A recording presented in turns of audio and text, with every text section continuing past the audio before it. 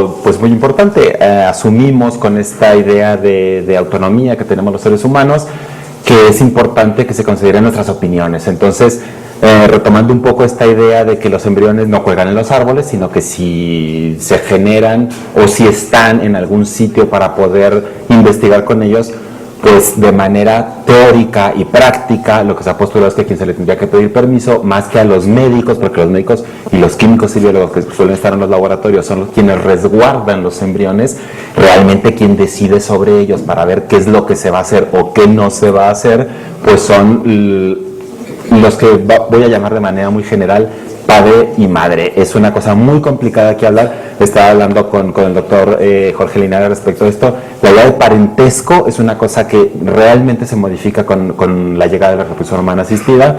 La idea de quién es el papá, quién es la mamá, si se puede extender o no la idea de padre genético, a mí no me gusta esta terminología, pero se utiliza a un donante de gametos, o de madre genética a una donante de un ovocito.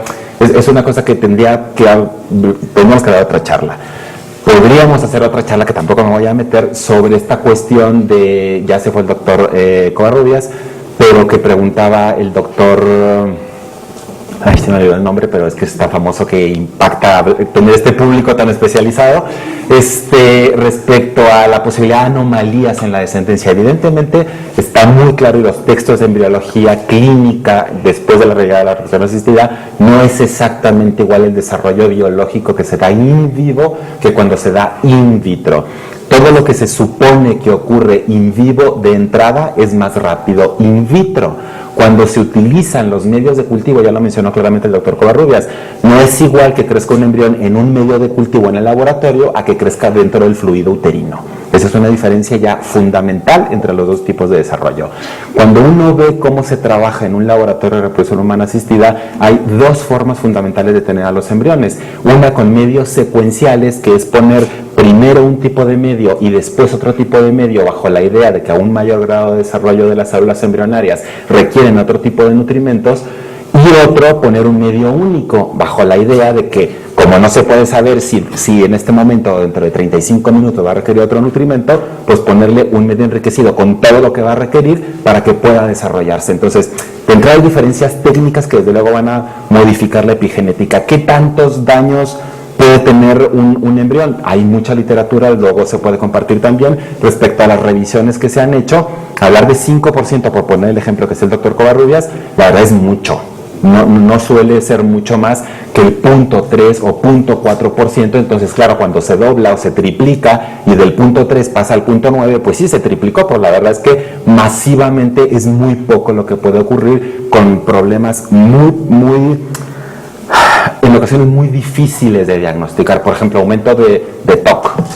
Claro, para un trastorno obsesivo compulsivo sería una situación tal como para evitar la técnica. Habría mucho que discutir sobre sí o sí no, pero bueno, todo eso lo vamos a dejar a un lado para hablar de lo que les quiero yo compartir. Esto hace referencia fundamentalmente a que las investigaciones que había en el momento que yo empecé la mía hablaban de las terceras partes sobre los donantes de gametos y sobre la gestación subrogada, pero en realidad hay muy poca literatura, sigue habiendo poca literatura respecto a esta posibilidad de donar el embrión. Lo voy a llamar también genéricamente embrión, yo hablaría de células embrionarias, pero bueno, son también cuestiones técnicas. Este esquema lo presenté ayer para hablar de los diferentes momentos en los cuales existiría la posibilidad de donación, y lo que me interesa en este momento es para quién y para qué donar. Las posibilidades teóricas sería para lo que se llaman fines asistenciales o clínicos. Hay gente que suele poner para tratamiento de infertilidad, pero si pongo el ejemplo de la mujer sola, es que eso no es tratamiento de infertilidad, pero sí es un fin clínico, es un fin asistencial,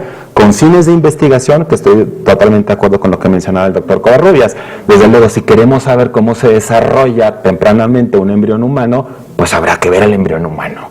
Se podrá extrapolar y se podrá hacer modelos teóricos, se podrán hacer muchísimas cosas, pero mientras no se investigue sobre un embrión humano, pues estaremos hablando de datos extrapolados, no de datos humanos. Y esto que menciona la literatura, pero que en realidad como posibilidad teórica, que no es tanto lo que realmente se hace, es que los embriólogos clínicos, para hacer por ejemplo una biopsia, lo que mencionaba el doctor Mayani, cuando se tienen varios embriones y se quiere hacer un PGD, un diagnóstico genético preimplantacional, pues hay que biopsiar un embrión. Y eso no lo hace cualquiera, se debe tener un entrenamiento técnico que habitualmente lo hacen biólogos con células no humanas. Bueno, una posibilidad teórica es tener realmente un embrión humano para poder biopsiar un embrión humano. Entonces, esto no se hace, pero sí está descrito por ahí en la literatura. Estos son los 3 fines, y lo que yo me quería saber es, ya que no tenía datos para poder contrastar lo que yo iba a encontrar, pues busqué dentro de las parejas, voy a referirme también en general, porque no es habitual que alguien solo tenga sus embriones ahí, si las donarían con fines asistenciales o si los donarían para fines de investigación. Si dividimos el mundo de esta manera por grandes bloques, hay sitios donde prácticamente no conocemos nada de lo que ocurre, y el tipo de investigación que se ha llevado a cabo, pues fundamentalmente es de tipo antropológico o sociológico. En el caso de los países islámicos, tenemos el caso de Egipto en África, un poco en el Extremo Oriente, pero es muy poco lo que hay. En Europa hay un registro supranacional de casos, en Norteamérica, Australia también tiene registros. Entonces, queriendo saber en América qué es lo que ocurría, a mí me importaba básicamente, al principio mi proyecto de tesis estuvo ubicado para Hispanoamérica, pero cuando empecé a ver los números, cuando empecé a ver los datos, la mitad de las clínicas que hacen reproducción asistida en el continente están en Brasil. Entonces tuve que buscar a alguien que pudiera traducirme, ya no hablo portugués, ni apenas medio lo entiendo, por necesidad, porque realmente Brasil es un sitio verdaderamente fascinante. Y bueno, entonces incluí dentro de la posibilidad los centros de Brasil. Estas son asociaciones, esta es la que les mencionaba ayer, para poder contactar y poder saber a través de quién llegar a los centros en particular. La página web, esa es la apariencia que tenía en aquella época, esta es la apariencia que tiene en este momento.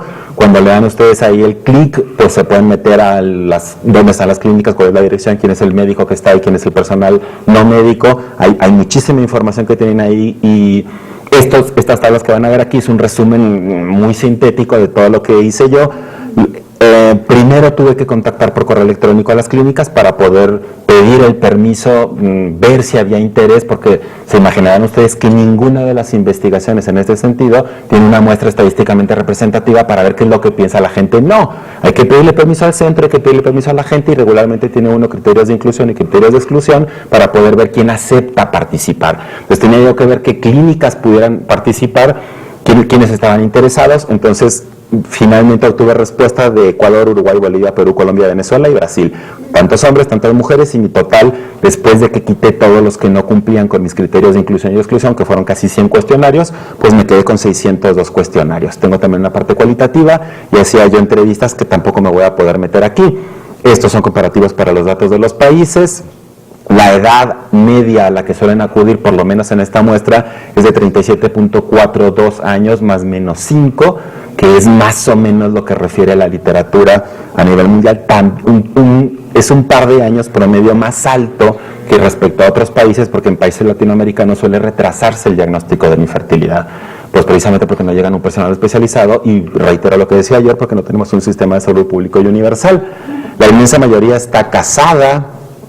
Es un requisito que ponen muchas clínicas, cosa que no ocurre en países desarrollados, Europa, Estados Unidos, en muchos de los centros, en algunos sí. Si tienen hijos, bueno, se dan toda la posibilidad de combinaciones que ustedes se imaginen. Es gente educada en general, donde llevan a cabo el ciclo. Mucha gente tiene que movilizarse para poder recibir el ciclo. Vean que en una ciudad diferente de residencia a donde llevaron a cabo el ciclo es más de la mitad de la gente, es decir, tienen que desplazarse. Esa cosa que yo les mencionaba que no le gusta a la gente, la tienen que hacer para reproducción asistida. Católicos, pues el 71.9% de esta muestra son católicos. ¿Y cómo encuentra uno la explicación a esto? Bueno, yo utilicé ahí un cuestionario que hay para cuantitativamente ver el grado de práctica religiosa, si es nada, mínimo, moderado o absoluto, y una parte cualitativa que tampoco me da tiempo, porque si no César me va a bajar. Me quedan 2 minutos, imagínense si voy a alcanzar a decirles lo que les quiero decir. Pues no, el tipo de ciclo, bla, bla, bla, bla, bla, bla. Olvídense todo esto porque ya no hay tiempo. Entonces, si clasifico por 2 grandes grupos, a quienes sí les donarían con estas dos grandes categorías, con fines asistenciales y con fines de investigación. Este es un blastocisto precioso de día 5, lo que se propugna ahora es que se transfiera un solo embrión y que sea en día 5 de cultivo en el laboratorio. Antes se hacía en el día 3, esto ha variado porque el blastocisto tiene mayor potencial implantatorio y porque ya aguantó 5 días en el laboratorio. Si aguantó 5 días en el laboratorio, es mucho más probable que aguante dentro del útero, que son condiciones más favorables. Entonces aquí sí le donarían, estos son porcentajes y no son mutuamente excluyentes porque el cuestionario estaba diseñado así. Pues en primer lugar a una pareja heterosexual para que tengan hijos, a una mujer premenopáusica, a una mujer sola, a una mujer con discapacidad, a una mujer lesbiana. Fíjense que sabiendo que es lesbiana, aunque la condición es exactamente la misma de mujer sola, baja casi una quinta parte de la gente que está de acuerdo. A una mujer menopáusica, a una pareja de lesbianas, a una pareja de homosexuales y a una mujer anciana. Evidentemente hay algunos casos como la pareja de homosexuales que tendría que mediar una gestación subrogada y la gente lo sabía y estaba de acuerdo en estos porcentajes. A mí no me parece despreciable que la quinta parte de mis entrevistados sí le donaría un embrión a una pareja de 2 hombres, que es una cosa que causó estas preguntas, por ejemplo, les causaban muchísimo ruido a los médicos. Me decían, yo no le puedo preguntar eso a mis pacientes porque no se puede preguntar. Yo decía, si no le pregunto no va a saber nunca. Pues tenemos este enorme hueco porque la gente considera que no debería preguntarse. Con fines de investigación, ¿qué sería lo más favorecido, por lo menos por mis entrevistados? Pues para tratamiento con células madre, es una de las opciones que existían ahí para investigación en reproducción asistida, mucho con el argumento de yo ya me estoy beneficiando, ojalá que alguien más se beneficie, para investigación científica en general, como esto de conocer el desarrollo embrionario, para investigación con células madre y para investigación bajo verificación. Este rubro lo que realmente trata de decir es que la gente sepa por lo menos para qué van a utilizar sus células. Se las dono, ya usted lo que quiera. No, sino que de alguna manera se les dé información al respecto. Si reunimos todo y lo comparamos, las opciones más favorecidas son las que tienen que ver con investigación. Es una cosa que a mí me llamó poderosamente la atención porque lo que tenía yo antes de América Latina eran estudios cualitativos en Ecuador por una antropóloga norteamericana, en Chile y en Perú que había hecho yo. Entonces, cuando me fui a esta parte cuantitativa, me llamó mucho la atención porque en lo cualitativo parecería que le donarían más a parejas para tratamiento de fertilidad. Y no, cuantitativamente le donarían mucho más a investigación. Yo creo que si algo podría yo intentar concluir es que pues esta idea de familia en donde está papá, mamá, el hijo, la hija y el perro fuera de la casa, es una frase que tenía yo cuando me encontré con este botero con su perro gordo ahí abajo, me di cuenta que sí, que realmente esta idea de familia, que es una idea de familia que hemos construido desde luego culturalmente y que en nuestro medio está estudiado que es familia, lo que conocemos como familia del siglo XIX para acá, no antes, pues tiene un referente muy importante en la cultura cristiano-católica con esta idea de la Sagrada Familia. Esto ya no tengo tiempo, pero aquí hay datos del Registro Latinoamericano de Reproducción Asistida en donde habla del número de ciclos y el número de centros que hay en América Latina. Y solo por mencionar, esta es la última imagen, si no me equivoco, el número de niños nacidos por país entre 1990, que empezó el registro, y el año 2011, que es esta gráfica, en México han nacido ya 15.140 niños de 114.279 que han nacido en este periodo en toda América Latina. Entonces, no es una cosa despreciable. El primer nacimiento en el mundo por una técnica de reproducción humana asistida, la primera, la más básica, que fue la fecundación in vitro, fue en el Reino Unido en 1978. El primero en América Latina fue en Colombia en 1984. Entonces, esto de la sobrevida, ¿cuánto van a vivir? Pues no sabemos, pero los que están por ahí, la primera, Louise Brown, que es una mujer famosísima en todo el mundo solo por eso, ya se casó, tuvo sus hijos, no requirió reproducción asistida, pero también habría que meter aquí la variable de por qué llegaron a la reproducción asistida. Los papás de Louise Joy Brown llegaron porque la mujer tenía un problema pélvico-peritoneal, entonces las trompas estaban tapadas y eso pues presume de entrada que pudiera haber fertilidad por otro tipo de origen que no fuese genético. Cuando hablamos de una infertilidad inexplicable, es decir, no se embarazan, pero tienen gametos los dos, se producen los embriones en el laboratorio y no sabe uno qué pasa que no se implantan, generalmente hay un problema genético. ¿Habría alguna diferencia? Yo supondría que sí, pero eso no está lo suficientemente estudiado. Pues habría que buscar también el origen de la infertilidad para saber si pudiesen existir más complicaciones en la descendencia o no. Por lo pronto, todos estos niños que están por ahí en América Latina, estos 114,000 niños que ya han nacido, no hay ninguno que haya tenido el reporte de alguna enfermedad considerada como grave. No, nadie ha muerto por cáncer, nadie ha tenido una cosa extraña por ahí. No, no, eso no ha ocurrido.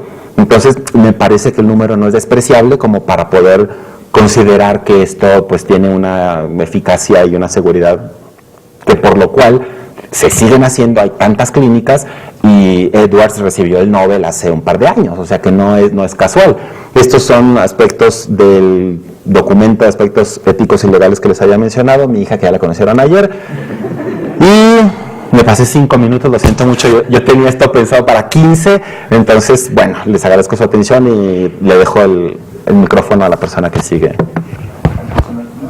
¿La discusión al final? La discusión para el final, pues, de todos los poquitos que hayan pasado, y ahora pasamos con el doctor Jorge Ligal. Gracias.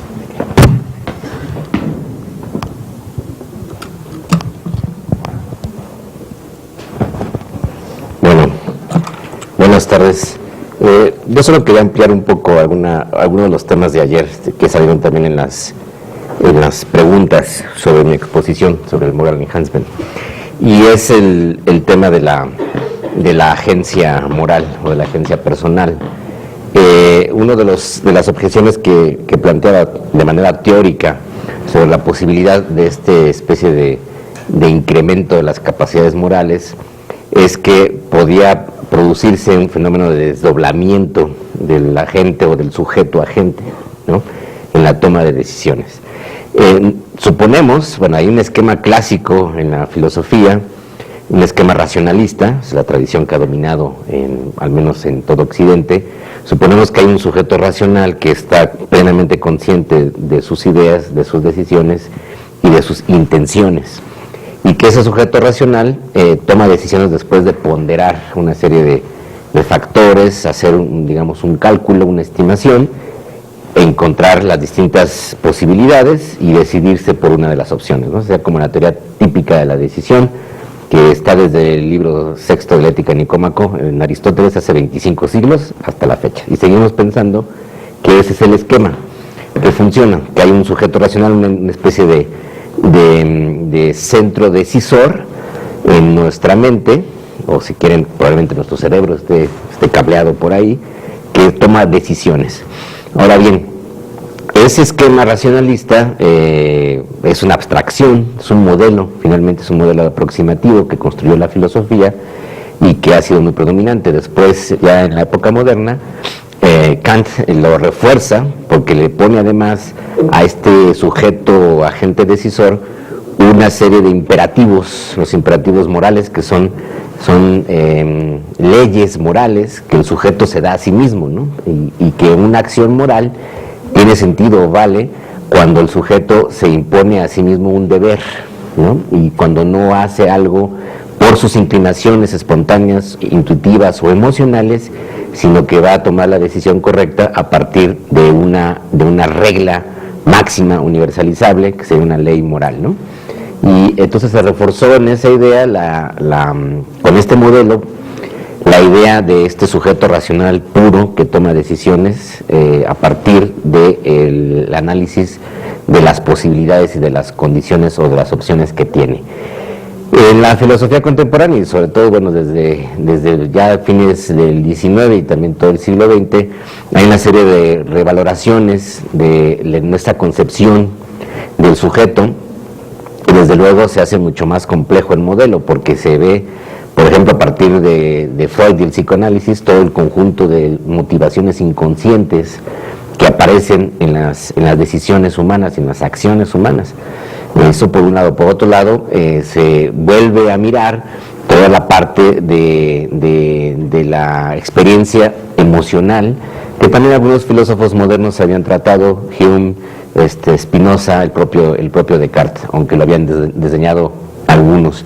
Y entonces se reformula el modelo y se hace mucho más complejo, y ese es actualmente uno de los temas en neurociencias cognitivas, ¿no? ¿Qué papel tienen las emociones, no solamente en el conocimiento, sino en la guía de la acción? Y nos hemos dado cuenta, y hay muchos experimentos y datos empíricos, que las emociones juegan un papel mucho más preponderante del que pensábamos, y que ese sujeto racional puro pues nunca existe en esa abstracción que los filósofos habían inventado, sino que más bien es el conjunto de motivaciones, inclinaciones, emociones que dan lugar a las decisiones, ¿no? Está el famoso experimento de Libet, que intentaba demostrar que ni siquiera hay incluso un libre albedrío, ¿no? Una toma de decisión antes de que suceda la acción, por unas diferencias de milisegundos. Eso es, para mí eso no es realmente la conclusión más correcta. Lo que sí vemos es que también creamos toda una construcción o toda una representación, una narrativa de cómo tomamos decisiones. Y es cierto, y eso ya lo saben los psicoanalistas, que estamos todo el tiempo justificando nuestras decisiones inconscientes, pulsionales, a partir de supuestamente principios racionales o de explicaciones y justificaciones racionales, ¿no? Bien, entonces, una de las posibilidades que creo que conjeturalmente podrían suceder a partir de este bioenhancement, ¿no? Moral bioenhancement, de esta ampliación o potenciación de determinadas emociones morales, como la empatía, como la confianza, como el sentimiento de compañerismo o de grupo, o de compartir un parentesco mucho más fuerte, por ejemplo, con los que ya los tenemos, podría generar entonces la representación quizá la ilusión de que no es el propio sujeto el que toma la decisión, ¿no? Justo porque no es ese sujeto racional puro el que valora fríamente los aspectos que tiene que tomar en cuenta para decidir, sino son sus motivaciones, inclinaciones, emociones, lo que lo hacen llevar, ¿no? Lo que realmente es el disparador, ¿no? El disparador, el catalizador en algunos casos para tomar una decisión, y después la justifica de alguna u otra manera. Pero sabemos que en muchos contextos, sobre todo cuando tenemos que tomar decisiones rápidas, pues no estamos haciendo esta conjetura racional y esta ponderación de todos los elementos, no siempre tenemos el tiempo. Y entonces lo que puede producirse es que esta amplificación de las emociones morales, en algunos casos, podría crear esta ilusión de que la gente entonces no es el propio sujeto, ¿no? De que alguien más toma la decisión, pero el problema sería quién es ese alguien más que toma la decisión, porque entonces estas emociones se ven como exacerbadas.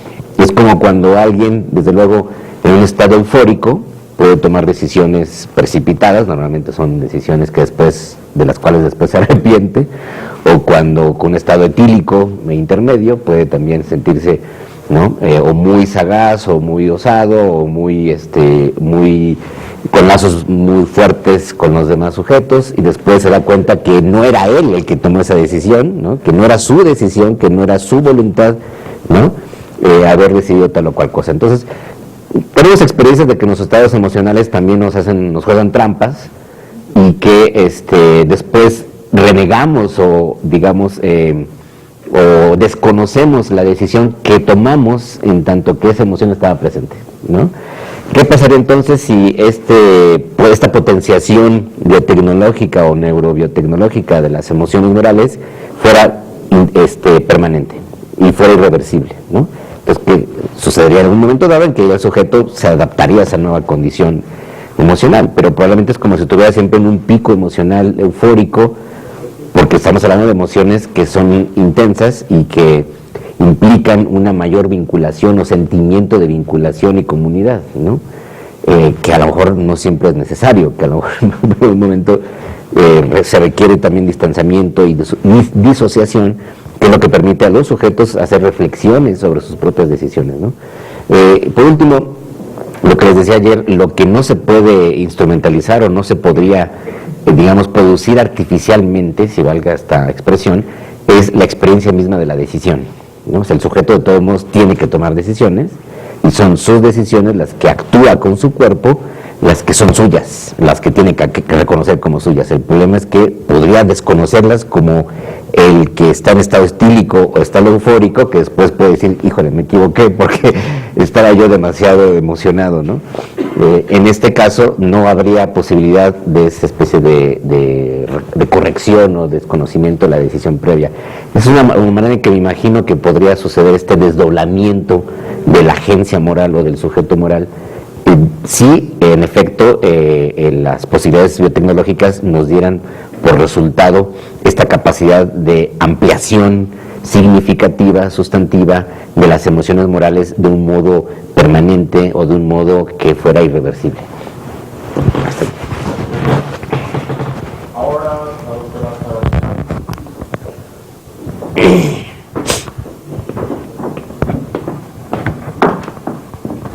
¿Pueden mostrar mi presentación? Gracias.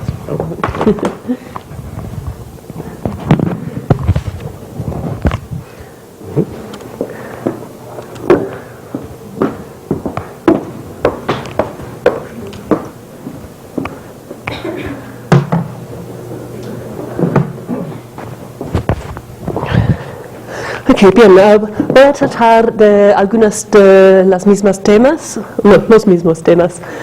de Dr. Álvarez, entonces espero que les me voy a aburrir, pero tengo un perspectiva diferente. So I'm going to talk about some of the same ideas about moral enhancement, but instead of agency, I want to focus on the idea of moral enhancement and freedom. I am missing the title, but never mind. So I want us to think about 3 possible examples of what we might call moral enhancement, or at the very least, behavioral modification. We have, on the one hand, the God machine, as proposed by Ingmar Persson and Julian Savulescu. If you would make a bad moral decision or commit a bad moral act, you have a little chip in your brain and it changes your mind for you. That's one. Another possibility is that we might have pharmaceutical modification to promote so-called pro-social behavior. Drugs such as oxytocin or selective serotonin reuptake inhibitors to increase the level of serotonin have been proposed as potential biomedical moral enhancers. And then we have moral education that perhaps improves our reasoning and our analytical ability with respect to moral problems, or perhaps instills us with particular moral values. So you might think, for example, that a course in bioethics might give you this. Which of these 3 possibilities might we see as an unacceptable constraint on freedom? I want actually to ask you, what do you think? So, who would say that having a chip in your brain that changes your mind when you would do something bad is an unacceptable constraint on freedom? If you think this would constrain your freedom, then raise your hand. Any of you guys? Yeah? Okay. Would anybody have the God machine implant? Would anyone choose to have that? No one wants the God machine. Oh, no, did you? Yeah. Okay. What about taking a drug to make you a more friendly person, like oxytocin? Would this be a constraint on freedom? Raise your hand if you think it would constrain freedom. No one thinks this? What if someone administered the drug to you forcibly? I want you to be my friend, I spray some oxytocin. Would that be a constraint on freedom? So, okay, so it's whether you voluntarily or not choose to take the drug. Okay. And what about moral education? Is that a constraint on freedom? Even, yes, so possibly yes, because maybe you no longer have the freedom of ignorance to think differently. Okay. So Jorge talked already about one model of thinking about morality, in that it is a process of reasoning that derives from your values. You reason, what should I do in this situation? You come to an idea, here is what I should do. You either carry it out, or maybe you fail to carry it out, and something happens at the end. According to this model, we can see deficiencies or defects in moral behavior as arising at a number of these points. So it may be, for example, that someone holds what we might think of as wrong moral values, and I don't want to comment here on whether there's any such thing as an absolute right moral value, but for example, we might think of the idea that one race is inherently superior or more worthwhile than another as being a moral value that we might generally think is not right. So you might have wrong moral values. You might reason poorly from your values. So you might have certain values, but you don't put them very well together to think, what should I do in this situation? That's another place where there could be a deficiency. You might have certain values, you might reason correctly, but then you might fail to act. So this is where the weakness of will, akrasia, failure to act on judgment, comes into it. So you know what you ought to do, but then you don't have the will to do it. And then finally, a well-intended act may not produce the desired outcome. So these are all places in which deficiencies could arise. Now, if we're using this model, and I think it's not necessarily the only or best model to use, but if we are looking at this model, we might see the three modes of moral enhancement that I talked about having the following kinds of effects. Moral education might change your values. It might also increase your ability to reason well from your values. I think it's dubious whether moral education improves your willingness to act on your reasoning. In fact, there are some studies that show the more you think about it, the less likely you are actually to do the right thing. But anyway. On the other hand, most pro-social drugs don't necessarily act by impacting your values or your reasoning. They may change, and I haven't put emotion on here, so this is why this model is in some ways itself deficient, but they may change your moral intuitions or your emotions, your feelings about what you should or shouldn't do. The God machine, we can't, I think, be completely sure. When it changes your mind, will you then think that actually this was the right course of action all along? Will it change your values? So we don't really know what the God machine will do in terms of this model. Okay, so John Harris and I have looked at moral enhancement in some ways, and we looked particularly at the case of serotonin. So a paper came out a few years ago in which it was claimed that increased serotonin would increase pro-social behaviour by increasing harm aversion. So the extent to which I don't want to punch you in the nose when you're right in front of me, it makes me less likely to want to do that. So it's the willingness to cause direct harm to an immediately present other. That is what is affected by serotonin. And John and I think that this cannot be classified unambiguously as a moral enhancement. And there are a number of reasons why we might think this. One is that it does not enhance the moral process. So the process that I showed you previously, it doesn't enhance the moral process because it circumvents reasoning and values. Now, of course, that depends what role you think emotion plays in the moral process. But another reason why we might be dubious about this as a moral enhancement is that it doesn't necessarily improve the outcome, because a reluctance to cause immediate direct harm can have overall a more harmful effect. And an example that we used to illustrate this was the case of Jasper Schuringer, who wrestled a hijacker to the ground in order to save the lives of everybody on the plane. So he had to cause direct harm to the hijacker, but he saved many lives. Other examples might include surgery, where a surgeon who is unwilling to make the cut might actually harm the patient more in the long run, and making choices between harms. So the famous trolley problem, of course, is a choice between different harms. Okay, so serotonin may not be unambiguously a moral enhancer. I want you now to imagine serotonin world. In serotonin world, a drug such as citalopram is added, for example, to our drinking water. So those of you who thought that if I spray you with oxytocin, it constrains your freedom, this is kind of like that. We're going to assume, for the purpose of this scenario, that there's no unwanted side effects. If we did this, I think it's fairly likely. We know that a lot of harm in society is caused by violent, aggressive, antisocial, criminal behaviour. The effects of adding this drug to the water would probably reduce the incidence of these types of harm. You might also stop some actions that would have an overall benefit. So maybe the next hijacker is not going to be wrestled to the ground.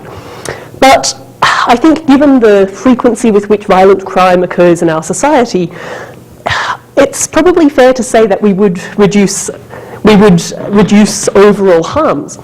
Do you think this is a desirable scenario? Would anybody, if you were choosing where to live, would you choose to live in serotonin world?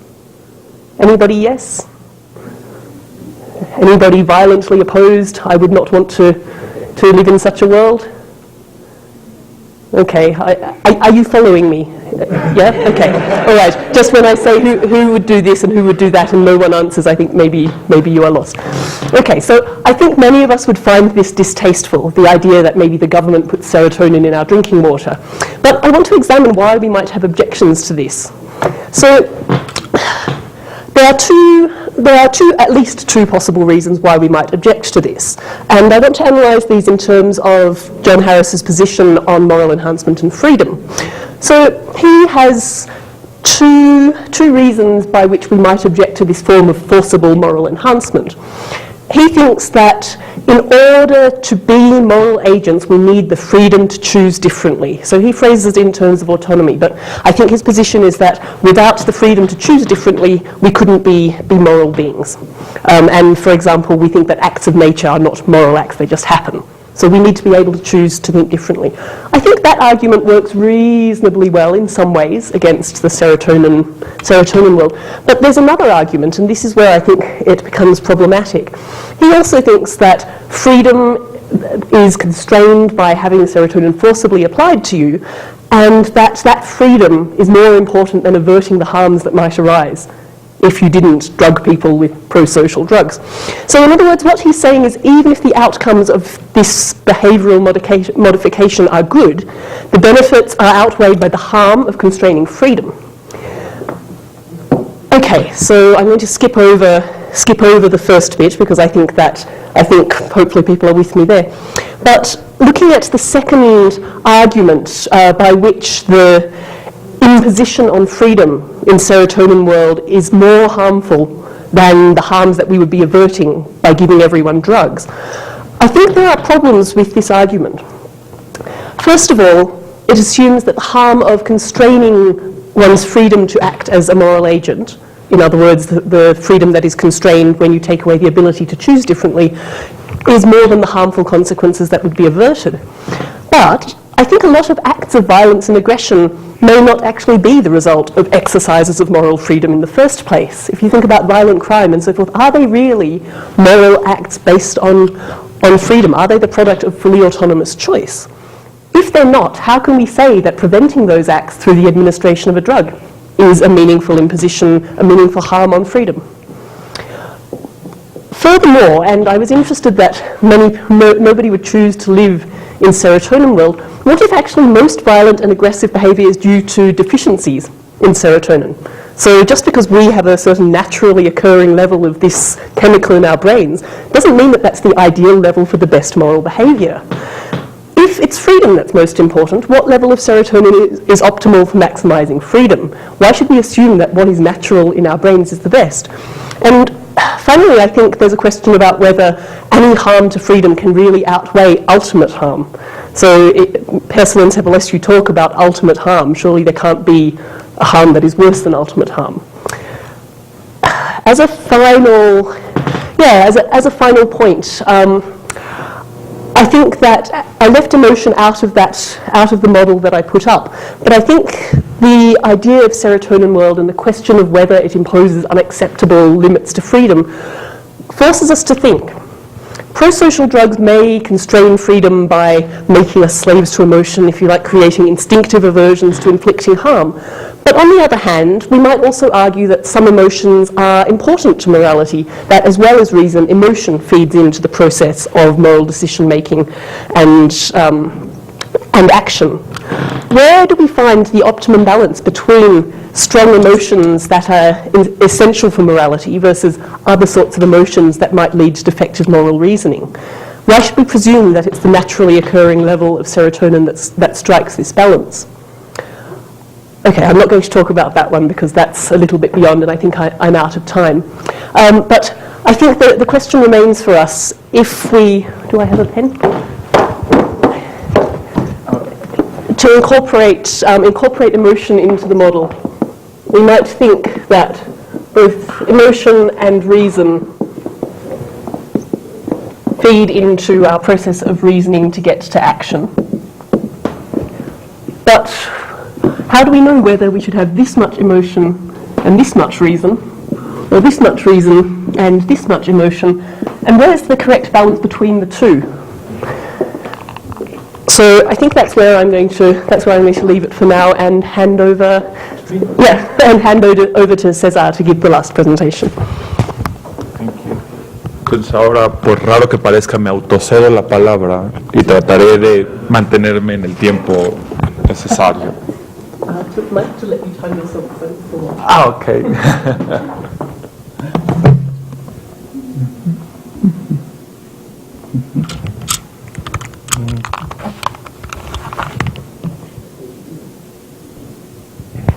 Entonces, siguiendo un poco con los temas que han tocado Jorge y que tocó Sara, yo voy a cambiar de las quimeras y de lo que voy a hablar es sobre los cognitive enhancers o este tipo de drogas que al parecer tienen un efecto que acrecenta o mejora las capacidades cognitivas. Y lo que te voy a tratar de explicar muy brevemente es qué pasa con la agencia o cómo podemos entender cómo funciona la agencia humana bajo el influjo de estas drogas que parece ser que alteran nuestras capacidades cognitivas. Entonces, todo el mundo sabe, o es común, sí, la mayoría de la gente sabe, por ejemplo, si alguien se toma una taza de café en la mañana, la cafeína te despierta, te puede hacer te ayuda a concentrarte, y hay quienes encuentran imposible, entre ellos yo, trabajar en la mañana si no han tomado café. Pero imagínense que nosotros pudiéramos potenciar el efecto de la cafeína a través de una pastilla que nos tomáramos y que no solo funcionara para despertarse, para estar más alerta, sino que ayudara a mejorar nuestra concentración.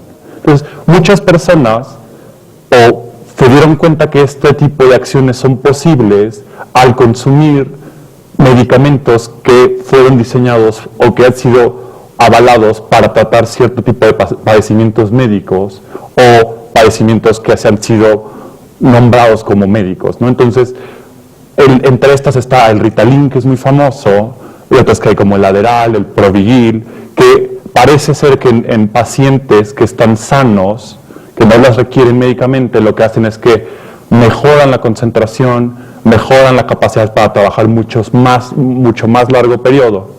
Entonces, lo que nosotros nos tenemos que preguntar, sobre todo haciendo un paralelo con el caso del dopaje en el deporte, es si estaríamos de acuerdo o cuál es nuestra postura respecto a permitir o no permitir que este tipo de drogas o que este tipo de medicamentos se consuman de manera general, sobre todo para estudiantes. Entonces, piensen que tenemos dos estudiantes, el estudiante A y el estudiante B.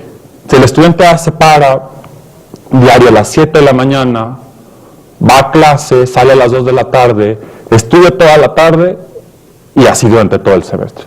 Y el estudiante B se para, se termina a las 7, sale a las 2 y no estudia nada.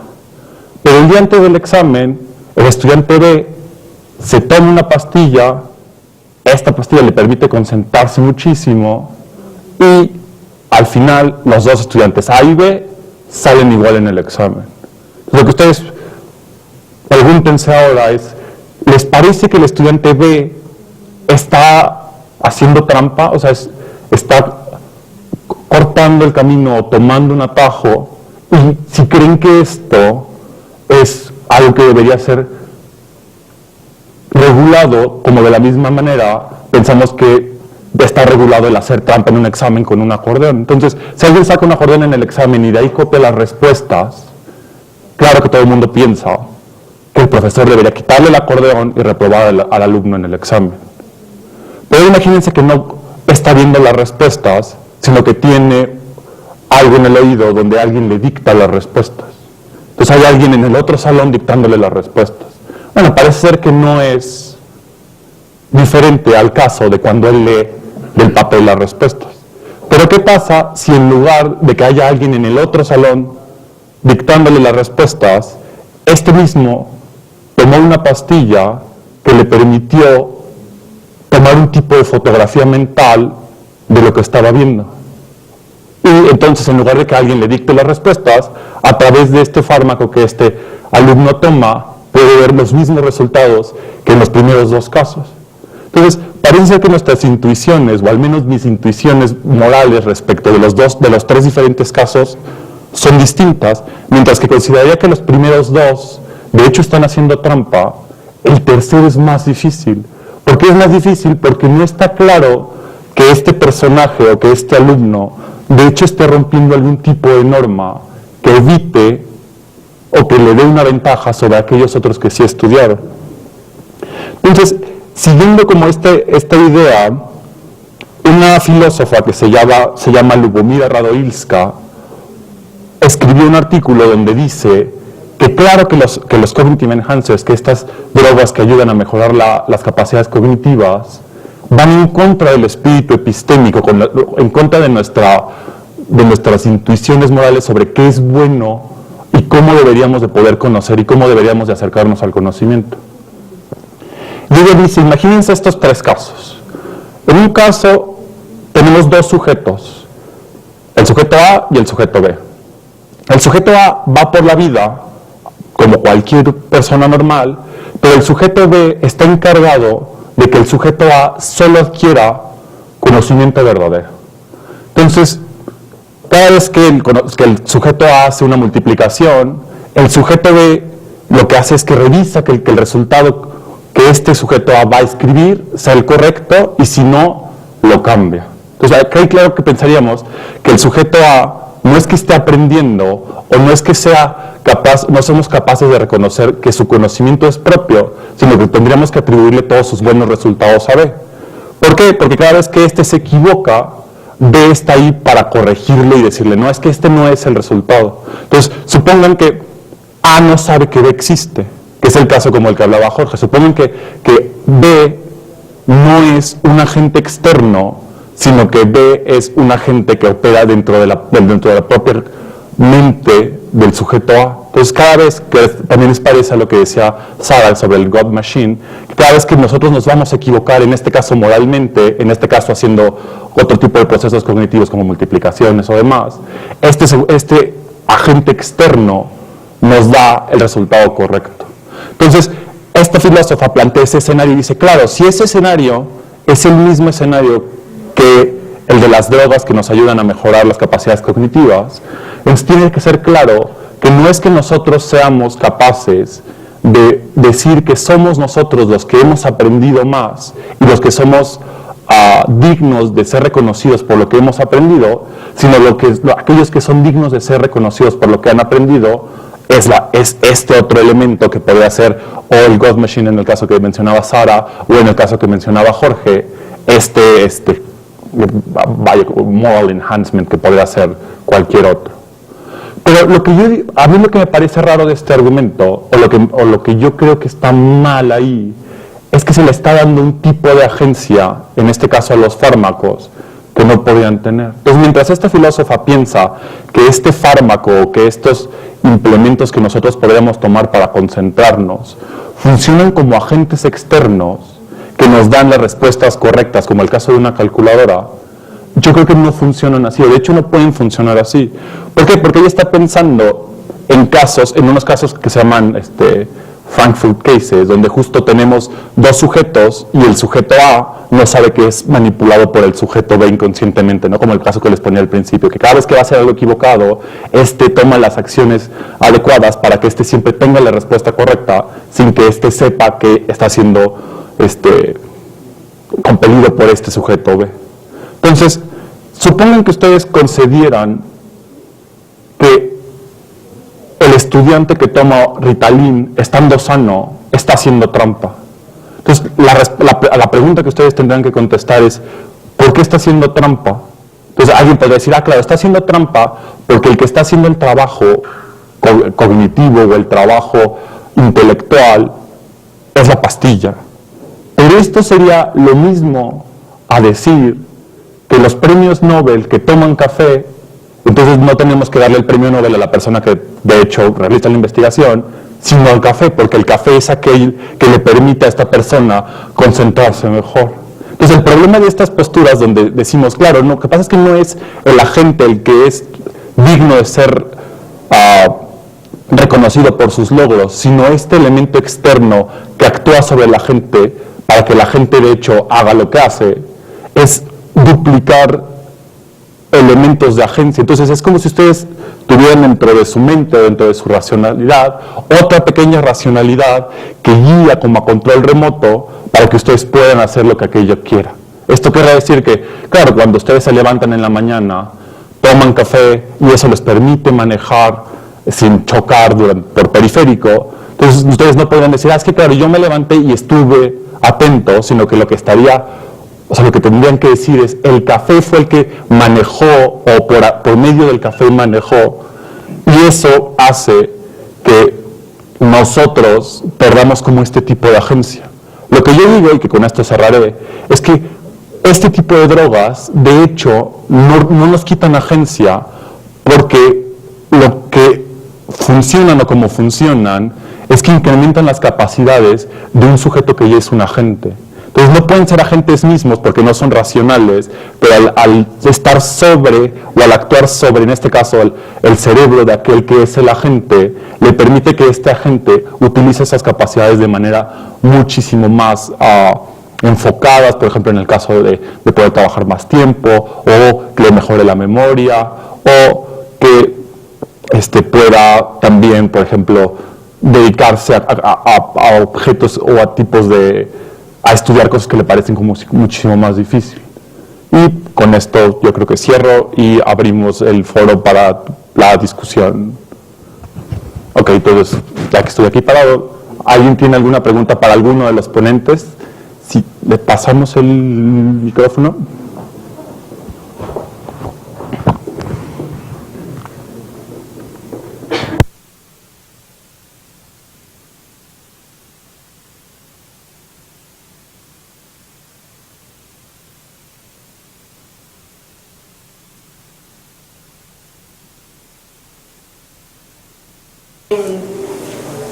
Te ayudaban a mejorar la memoria. Entonces, bueno, no sé si es porque estoy en una posición de estudiante y lo veo tal vez muy benéfico. Sin embargo, o sea, creo que no hay tanto problema en esto porque no, o sea, el hecho de que tengas una mejor memoria no te hace más inteligente. O sea, el hecho de que puedas resolver problemas no va a ser que tengas una buena memoria o no. El hecho de que vas a poder resolver problemas es de que tan capaz eres de poder unir y desglosar estos datos y correlacionarlos. Entonces, viéndolo por este lado, yo no vería, pues, como muy, yo no vería como gran controversia o gran problema con este tipo de drogas que se podrían comercializar. Y porque también ya existen otras drogas que son mucho más dañinas, que generan efectos como el del café, pero potencializados, y que no están reguladas y que generan efectos adversos peores. Entonces, creo que viéndolo por ese lado, yo estaría de acuerdo con esas smart drugs. Sí, bueno, si mi concepción es correcta, como nos habían explicado el lunes, de que lo que hacían era mejorar tu memoria. Claro, en este caso yo creo que estás en lo correcto, pero cuando cuando observamos cómo funciona sobre todo la educación primaria y secundaria y hasta la preparatoria y la primera parte de la educación universitaria, hay que tener en cuenta que es muchísima, bueno, o al menos el sistema mexicano, no sé si estoy haciendo una sobregeneralización, es muy memorística. Piensa en tus clases de historia y lo que te hacen es ¿cuál es el día de la bandera? ¿Y cuál es el día de la revolución? ¿Y cuándo llegaron los españoles a América? ¿Y cuándo? Y la educación al volverse memorística, en este caso, claro, dice, bueno, entonces tomo un smart drug, tomo algo que me ayude a concentrarme y eso permite justo que pueda memorizar mejor las fechas, pueda salir mejor en los exámenes. Pero yo creo que eso no tiene ningún problema. Pero el problema es creer que la educación viene por el lado de los procesos memorísticos, en lugar de, como bien dice, justo por otro tipo de capacidades intelectuales para resolver problemas, para poder realizar mejores inducciones, deducciones, o para tener razonamiento crítico. ¿Alguna otra pregunta? Gustavo. My question is for Sarah.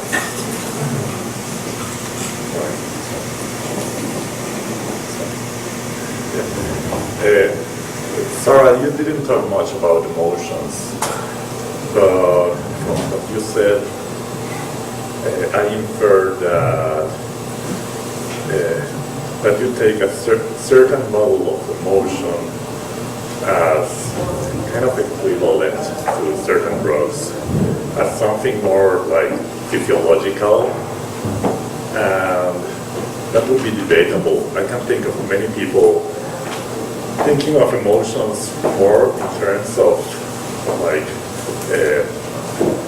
cognitive, in terms of the cognitive theories, in terms of the beliefs that you have or the value judgments you have towards the object of emotion, and then emotion wouldn't be that physiological. Yeah. So, well, I would like you to say more about your choice of a theory of emotion. Okay, so I think that one of the problems in the current debate about moral enhancement is that it tends often to dichotomize reason and emotion as contributors to the moral process. The reason I suppose I focused on dividing them in this way is because I think that when we're talking about the action of drugs, often we are talking about physiological processes, even though those physiological processes can have mental and cognitive and psychological correlates that are not so easy to distinguish. But for example, another way of moral enhancement that has been proposed is to create aversions in people, somewhat like you are familiar with Clockwork Orange. It's a novel by thanks, Cesar. But so it has been proposed that just creating strong revulsion in people to the point of a physiological reaction could be a way of improving their behaviour. I guess the point that I was trying to make is that if we see both reason and emotion in all its forms, from physiological to cognitive and psychological, both as contributing to moral decisions, then if we are interfering more with one part of the process than another, we need to justify why we think some sorts of interferences are acceptable, some sorts of interferences don't compromise our freedom, and other forms of interference do. So I think that's the point I was trying to get at. Does that explain my position a bit more clearly?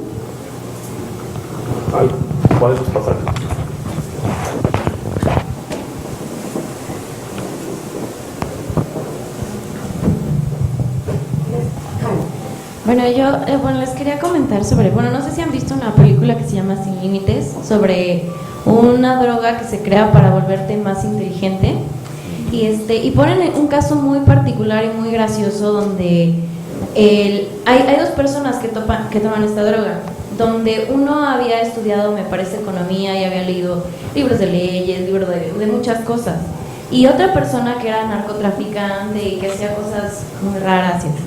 Y entonces uno empieza a hacer cosas padrísimas y se vuelve gobernador y todo porque había sido muy inteligente, y el otro dijo, yo ya sé cómo dominarte porque lo busqué en Google. O sea, inclusive lo que me refiero aquí es que si las drogas existían y te hicieran más listo, o sea, tu personalidad y tu capacidad mental es diferente de todas maneras. O sea, lo que has vivido y lo que tú has hecho te hace diferente, y que una cosa te mejore, eso no te va a cambiar. O sea, nada más es como impulsarte poquito para que seas un poquito mejor, pero no te hace un brillante, o a todos los va a hacer brillantes.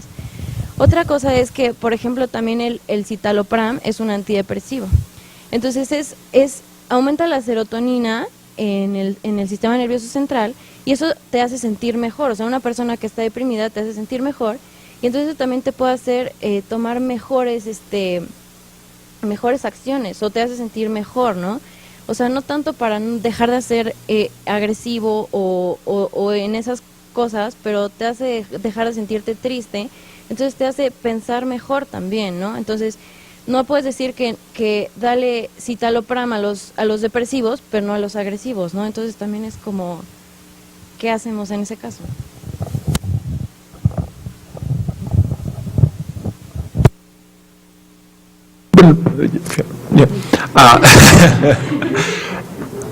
Respecto a tu primera parte del comentario, creo que habría que al menos distinguir o hacer como una precisión todavía mayor, ¿no? Porque supongo que de hecho tus capacidades cognitivas normales te permitieran hacer X número de trabajo. Y en cambio si tomaras, supongamos que existe esta droga, que las incrementa un 25, un 10%. Entonces ahora tienes X más un décimo de X. Y si esto a su vez permite o te da la capacidad de que de hecho estudies más, por ejemplo, que vayas a o vayas a un diplomado de ética o puedas tomar más clases de medicina o a lo que te dediques.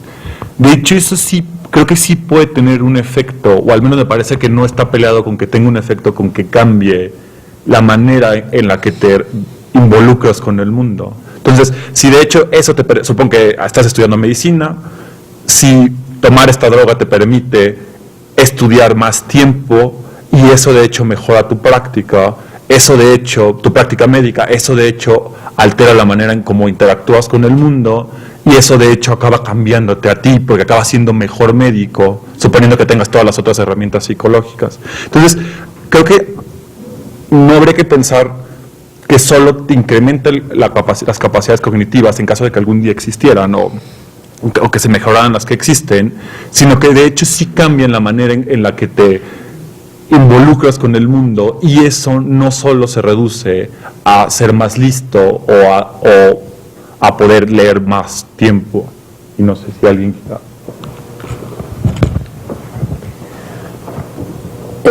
La diferencia entre el tratamiento de depresivas y de agresivas vincula un punto muy importante en el debate del uso de psicofarmacéuticos, drogas. Voy a explicar en inglés, es más fácil para mí y la idea es poco complicada. The point that I want to bring out of your comment is I think we don't always realise enough the extent to which the acceptability of using a drug to treat a particular condition is predicated on the inherent norms of health to which we subscribe. So we might see that treating depression with citalopram is acceptable because we recognise depression as a health condition. And we might say, well, it also helps you feel better.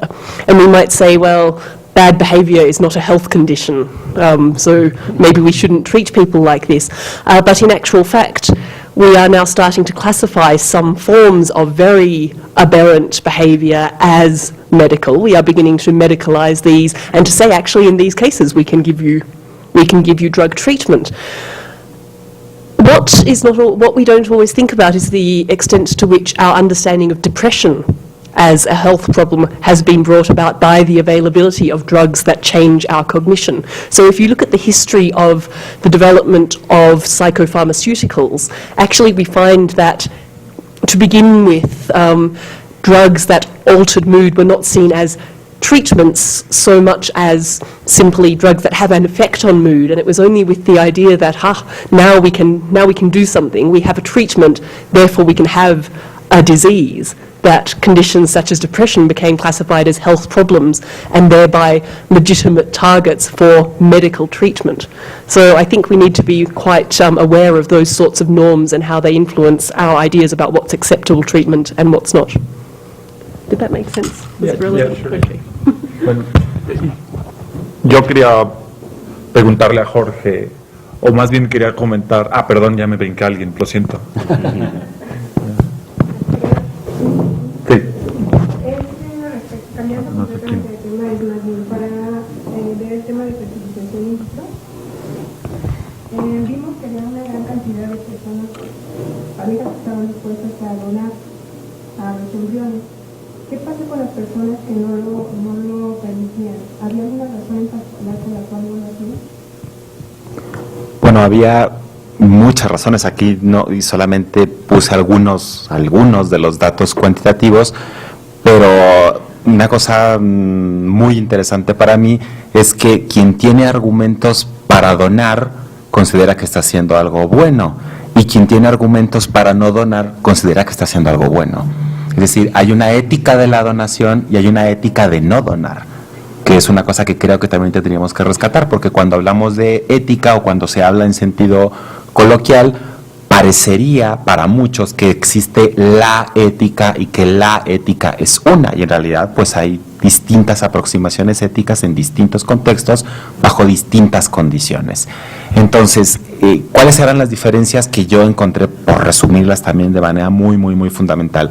Quien está dispuesto a donar un embrión, por ejemplo, para hacer investigación, los argumentos suelen ser, yo sé que en eso muchos no vamos a estar de acuerdo, pero asimilando un embrión a una vida humana, porque la mayoría de la gente lo sigue viendo así, por eso es tan favorecida la idea del tratamiento con células madre, porque la idea que tiene la gente es, bueno, sacrifico una vida para salvar una vida.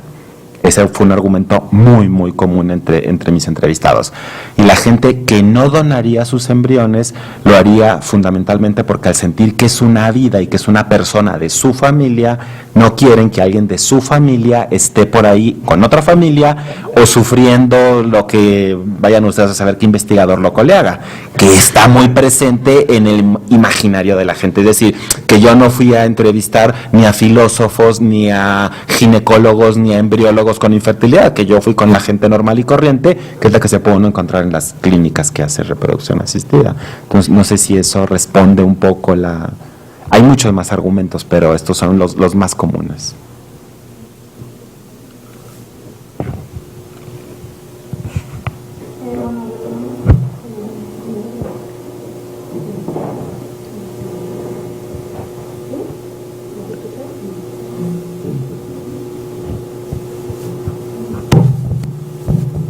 Sí, bueno, retomando el tema de las drogas inteligentes, nada más para fomentar un poco el pensamiento crítico, pues algo que suena tan maravilloso siempre debe de tener sus asegúnes, ¿no? Entonces a mí se me ocurren 3 cosas para empezar. O sea, la primera es, no sé si son...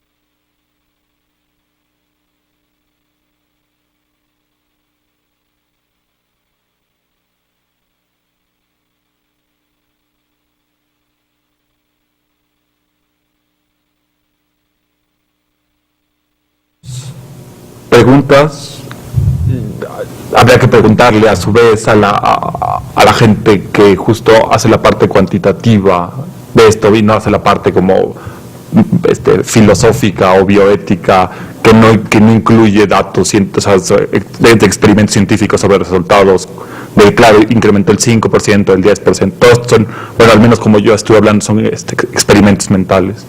Pero lo que sí te puedo contestar es el tercer punto. Entonces, aun cuando hubiera, o aun cuando existen cierto tipo de drogas que la gente, y vamos a ponerlo entrecomillado, sana, podría tomar, y estas tuvieran un efecto secundario fuerte, me parece que aún así no habría, si la decisión de tomarlas fuera 100% libre y autónoma, yo creo que alguien tendría que hacer o presentar un argumento muy bien estructurado para decir que a estas personas no se les debería de dejar tomar estas drogas. Supongo que mañana, que es un caso hipotético, nos enteramos que si estás sano y tomas Ritalin para ayudarte a concentrar mejor X cantidad mayor a la que te concentras, te reduce 5 años de vida. Y alguien dijera, bueno, yo ya sopesé este efecto colateral y pienso que es mucho mejor para mí sacrificar esos 5 años para que yo pueda ser el mejor investigador de mi área, ¿no? Entonces, siendo ese caso, yo no entendería, bueno, o al menos yo no vería un problema con que alguien dijera, he tomado una decisión racional, entiendo perfectamente las consecuencias y la estoy tomando libremente. Entonces yo no veo ahí que alguien tendría que decirle, bueno, es que no puedes hacerlo, ¿no? O sea, me parece que tendríamos que desarrollar un argumento muchísimo más, o alguien tendría que presentar un argumento muchísimo más potente para interferir con la autonomía de otra persona, cuando esta persona de hecho no le hace daño a nadie más y conoce las consecuencias de sus actos. Ay, no sé si Sara quiera... ¿Sí? ¿Qué significa estar sana? So in your example you say, I am healthy but I'm going to take this drug to improve my concentration even though it impacts my health, it takes years off my life in other ways. But what does it mean to be healthy? Bearing in mind my previous comment as well about how our definitions of health change not only with time and expectation but with the treatments available to us. If I feel that I am not fit to do my job because I can't concentrate as much as I need to, or I have to sleep 8 hours a night and I can't work so much, am I healthy, or ought I to take a drug to improve my condition to make me more fit for the life that I choose?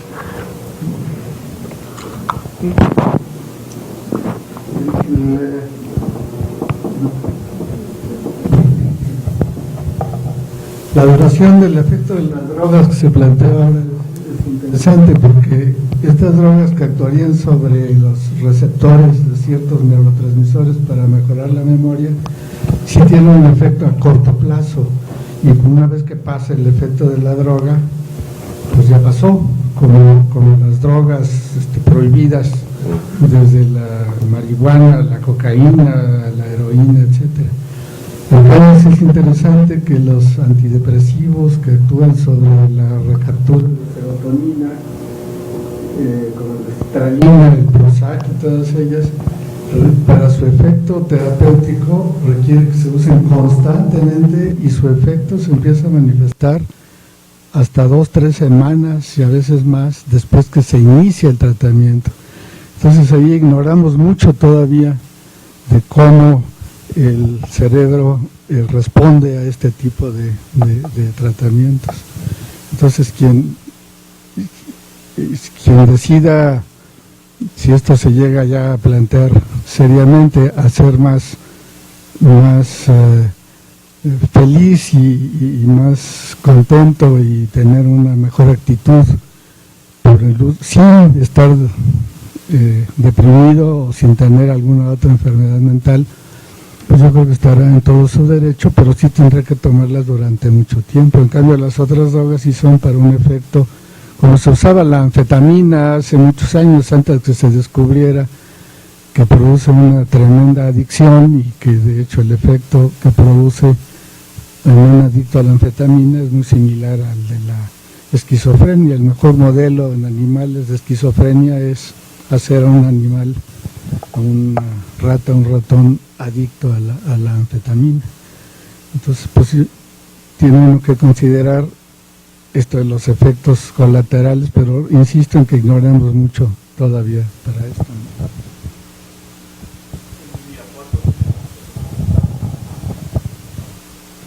No me escucharon. En el aparato tenemos alguna pregunta.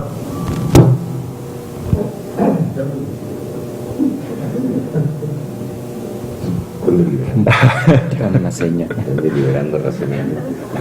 Si tiene sentido. Bueno, pues en lo que nos dicen, si tienen, le pasamos el micrófono a...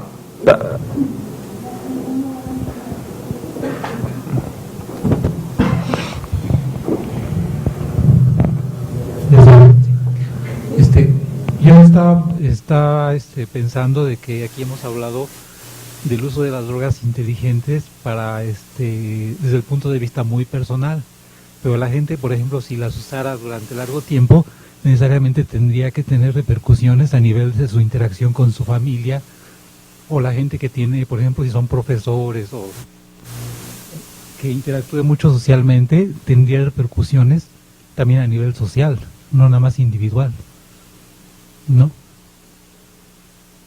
Y eso yo pienso que sería de tomarse en cuenta. O sea, no nada más que yo me voy a sentir bien, si yo tengo hijos, ¿qué tanto voy a interactuar con ellos? ¿Qué tanta atención les voy a poner? Claro, bueno, pero ahí creo que, o sea, sí, así creo que esa pregunta estaba, o el comentario tendría que ir un paso más atrás y preguntarse qué es lo que valoramos más o a qué es lo que le damos más peso, sino como a nuestras responsabilidades morales colectivas o como a la colectividad o a los individuos. Porque supone que un grupo religioso fundamentalista es un grupo socialmente que funciona muy bien por decir algo. Y alguien decide que va a leer un libro que desmiente estos fundamentos religiosos. Entonces, le podríamos decir eso, ¿no? O sea, ¿sabes qué? Es que tal vez no tendrías que leer este libro porque lo que vas a hacer va a afectar cómo te relacionas con nosotros. Y mientras que tanto él podría decir, no, pero es que yo tengo que leer este libro justo para informarme más sobre el mundo o cualquier otra explicación que pudiera dar, ¿no? Entonces yo creo que más bien habría que llevarlo un paso atrás y planteárnoslo desde nuestras obligaciones morales para con nosotros mismos o para con los grupos o para con las comunidades entre las cuales nos desarrollamos. Allá en Irapuato, ¿tienen alguna pregunta? Una, dos, tres. Es como, bueno, hemos estado discutiendo, pero en lo personal, hablando sobre el moral enhancement, pensando en que la mayoría de estas actividades están reguladas, supongamos, por hormonas, el hecho de suprimir algún tipo de hormona o algo, supongamos en una situación hipotética donde todas las personas tienen la capacidad, ya sea por pastillas o lo que sea, ser moralmente enhanced, enhanciados y se presenta una situación donde justamente se requiere de la agresividad para poder sobrevivir o poder salvar a otra persona. Entonces, lo que en lo personal me preocupa y creo que debería estudiarse en caso de que esto pueda ser posible, que no tenga efectos secundarios tal que reduzcan justamente el reconocimiento de otros valores, como por ejemplo la vida. Entonces, supongamos una situación donde alguien sale de camping, toda la familia está tomando medicamentos y que ayudan a enhanciar la moralidad, y justamente este tipo de cosas reduce la adrenalina o alguna otra hormona, que en dado momento llega un lobo y se está comiendo al niño, y el niño simplemente por estar en un estado no usual, o como lo está, y la familia también al estar en ese estado, nadie hace nada. Y se pierde justamente la línea entre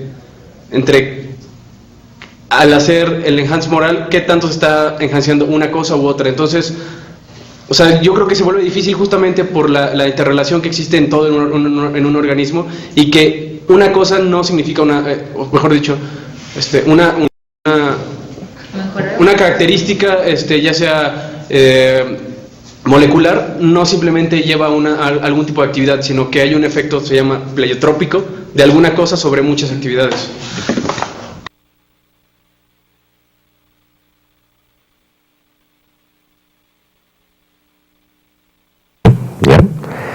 Sí, en efecto, se tendría que investigar muchísimo más los efectos colaterales y la dinámica compleja de las emociones morales, que todavía no la conocemos muy bien. Y pasaría un poco como al inicio del mapeo genético, que se pensaba que cada gen determinaba un tipo de característica, una correlación 1 a 1. Acá sería igual, no habría una correlación entre hormona y emoción o emoción y conducta. Y en efecto ya se ha demostrado, por ejemplo, en el caso de oxitocina, comentábamos ayer, ¿no? Que la gente que tenía incremento de oxitocina incrementaba su capacidad de vínculos poderosos con gente de su parentesco, pero discriminaban o tenían mayor aversión a personas exteriores al parentesco. Entonces tiene un efecto doble, ¿no? De fortalecer los vínculos internos, pero debilitar los vínculos externos. Entonces, sí requeriría todas estas aplicaciones, en caso de que de veras fueran efectivas, una investigación mucho más amplia y mucho más cautelosa para analizar la complejidad de este sistema que apenas estamos descubriendo, el sistema de las emociones morales y su correlación bioquímica, neuroquímica, finalmente fisiológica en el cerebro.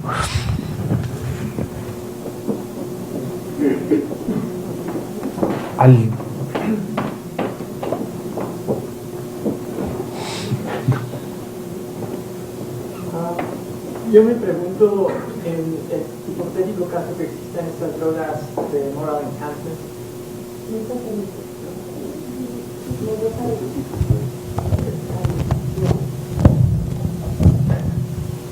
en el hipotético caso en que existan, en que se comercialicen esas drogas de moral enhancement, ¿quién consideran ustedes que debería de fabricarlas? ¿Una industria privada, el gobierno, de forma particular, como familia?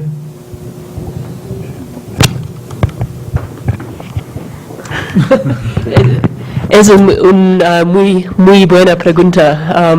¿Y quién va a controlar esas drogas? Creo que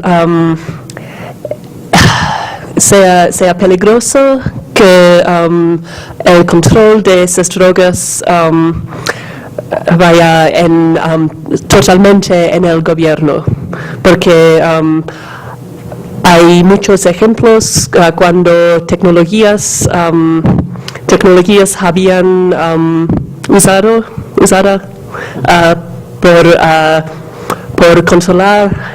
para controlar la sociedad, y es muy posible que el mal uso de tecnología puede ocurrir, pero no tengo buena respuesta. Lo siento.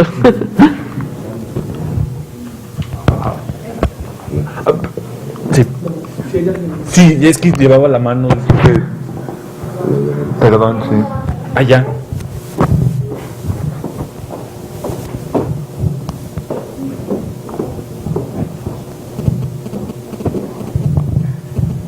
Bueno,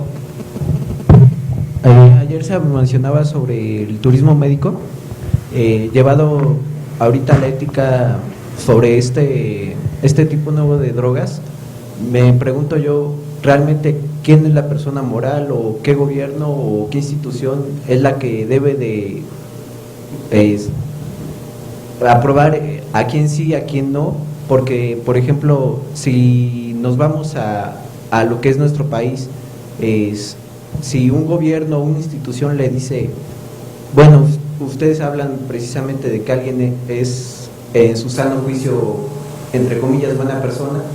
Por ejemplo, si estamos hablando de un político, toma esta pastilla o este medicamento para que pueda concentrarse mejor, y si en eso no solamente resulta para él, es una buena arma para sus propios beneficios, sin embargo para una gran población no lo sería. En cambio, si tal vez nos vamos a Europa, y porque por ejemplo en México no está propiamente normado esto,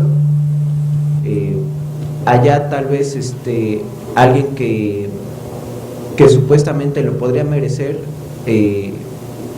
bajo ciertas normas, tal vez en otro país no lo es. Entonces esta diferencia entre un país sí, un país no, o quién sí o quién no puede decir cómo se puede dar este tipo de drogas, realmente es un gran problema que podemos tener. O igualmente la compañera mencionaba sobre alguien que era un buen estudiante de economía y alguien que sea un narcotraficante. Entonces es un gran problema saber quién te puede decir y bajo qué circunstancias suministrar este tipo de medicamentos.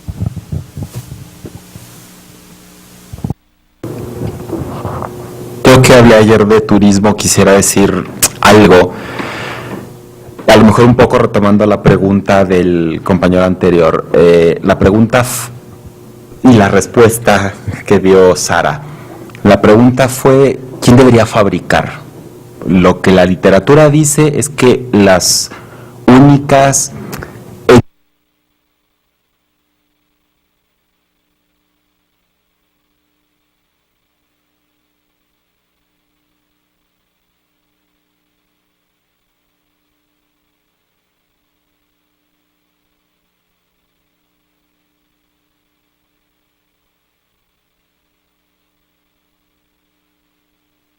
habría que ver también que nada es totalmente blanco o totalmente negro. La industria nos ha traído muchos beneficios, pero claro, es una industria.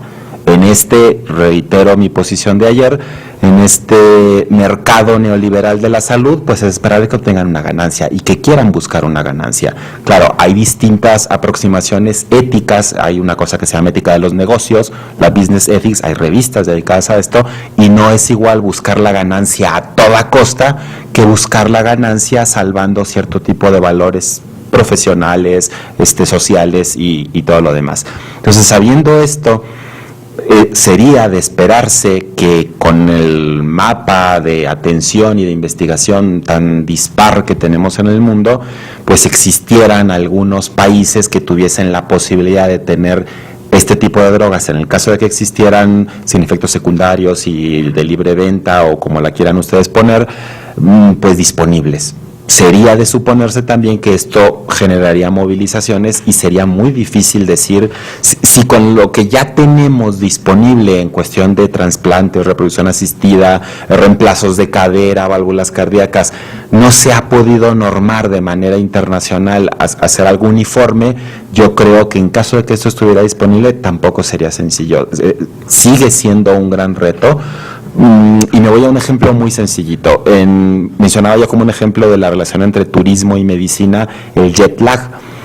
Hasta la última revisión que conozco yo, que es de 2010, que salió en el New England Journal of Medicine, lo que recomiendan para adaptarse al cambio de horario cuando son más de 6 horas de diferencia es el uso de cafeína al llegar y el uso de melatonina para poder inducir el sueño.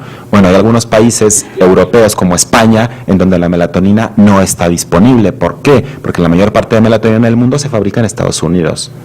Entonces también hay que ver intereses, aparte de los económicos, los sociales y los políticos, para que una droga se pueda permitir que se venda o no en un determinado territorio.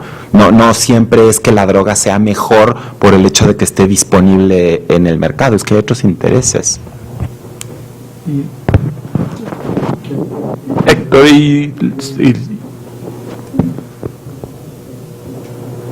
¿Se escucha? No. Seguro ya está prendido. Ahí está, sí. Ajá. Sí. ¿Sí? ¿Se escucha? Yo sé muy poco, o tal vez sé nada, sobre smart drugs. Es algo que no he leído sobre ello y ahorita, escuchando las ponencias y escuchando los comentarios y las preguntas, me surge una inquietud que a lo mejor refleja, además de mi ignorancia, una concepción muy inocente tal vez, pero quiero compartir con ustedes esta inquietud. Tanto en lo físico como en lo intelectual, el ser humano tiene grandes capacidades, pero también tiene limitaciones, ¿no? Hasta donde sabemos, tanto en lo físico como en lo intelectual, hay ciertos límites que tal vez nunca vamos a poder superar, no lo sabemos. Tanto las drogas que nos ayudan a incrementar nuestro rendimiento físico, nuestra actividad física, como algunas de estas drogas que utilizan algunos deportistas, ¿no? Como estas drogas que nos ayudan a incrementar nuestro rendimiento intelectual, como estas que ustedes mencionan. Pero por lo que entiendo, no solo nuestro rendimiento intelectual, sino también aspectos de conducta, pues esta serotonina se ve que modifica la conducta, ¿no es cierto? Nos hace más alegres o más agradables, no lo sé. Como se han hablado de casos o de situaciones hipotéticas, vamos a pensar en esta situación. Imagínense que llega el día en que todos los gobiernos del mundo dicen: todo el mundo puede entrarle a la droga que quiera, para incrementar su aspecto físico o su rendimiento físico, como su rendimiento y su conducta, su rendimiento intelectual y su conducta.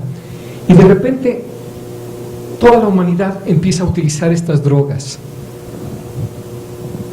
Toda la humanidad tiene el derecho, tiene la libertad.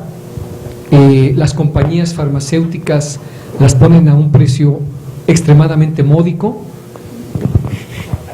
Entonces, ¿realmente queremos que eso ocurra? Esa es mi pregunta. ¿Queremos un mundo en donde todo el mundo se parezca físicamente y todo el mundo se parezca en conducta? Porque todo el mundo está entrándole a la droga. No sé, yo no estoy ni a favor ni en contra de este tipo de drogas, porque les repito, no las conozco y no me había puesto a reflexionar sobre ellas. Pero una primera reflexión y cuestionamiento es ese: realmente, volviendo a situaciones hipotéticas, nos gustaría ver un mundo en donde todo mundo toma diariamente o cada semana, o no sé cuál sea la prescripción, drogas smart drugs, y todo mundo es agradable y todo mundo tiene un patrón de conducta muy similar. Claro, y todo mundo es muy inteligente y todo mundo es fuerte y todo mundo compite y se rompen récords y récords, pero al rato ya no hay buenos y malos deportistas, sino todo el mundo es buen deportista.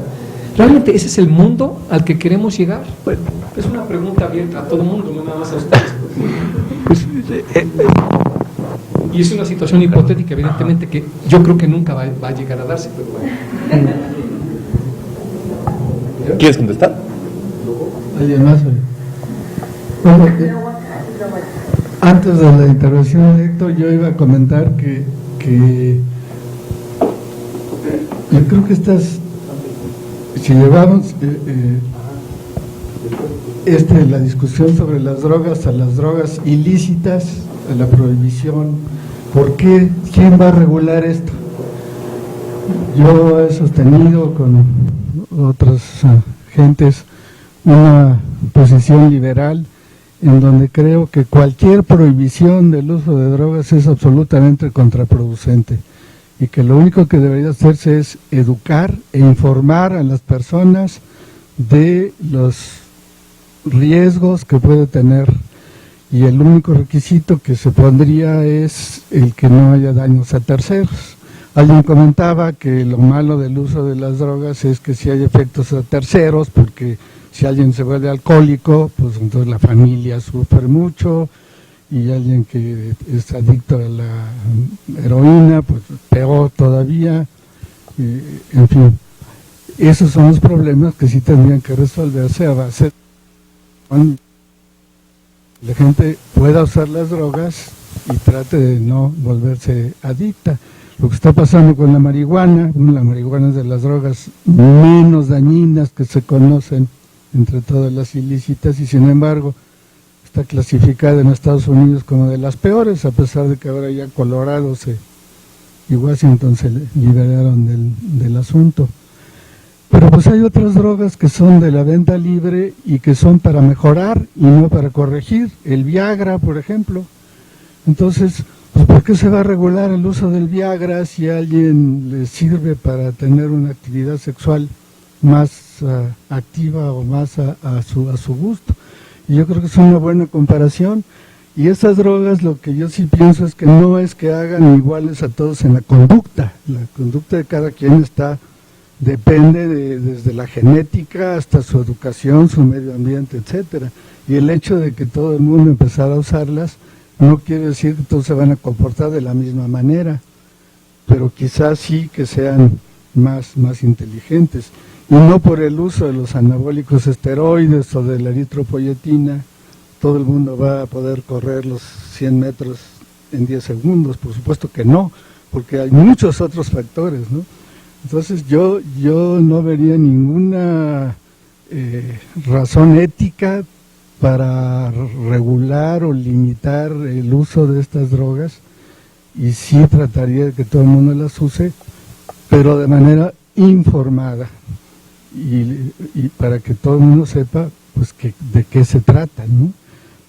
y así como todo el mundo, si tiene el dinero para comprar Viagra, porque la quiere tener para su actividad sexual, y puede comprar una droga para que mejore su memoria, pues yo no vería ninguna razón ética para que nadie le regule, informar bien las dosis, todo. Ahora todos los medicamentos traen todo un instructivo de uso, ¿no? Bueno, pues que se haga lo mismo con todas estas drogas. Pero no prohibir, regular de manera limitada. ¿De lismo o de qué?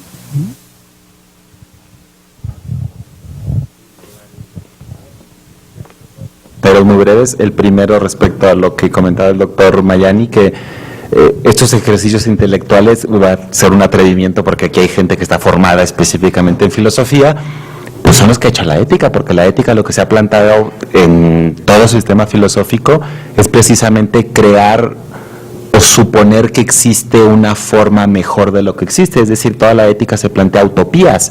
Lo que yo dije ayer y lo que he tratado de defender de que la salud debería de ser un derecho y un derecho universal y que el sistema de atención debería ser público y universal, pues es una utopía, no existe y muy probablemente no exista nunca. Entonces estos ejercicios intelectuales nos dan mucho juego, afortunadamente, y nos han dado mucho juego y espero que nos sigan dando mucho juego. Me parece muy interesante el plantear la utopía o distopía, si la queremos ver, dependiendo de cómo la veamos.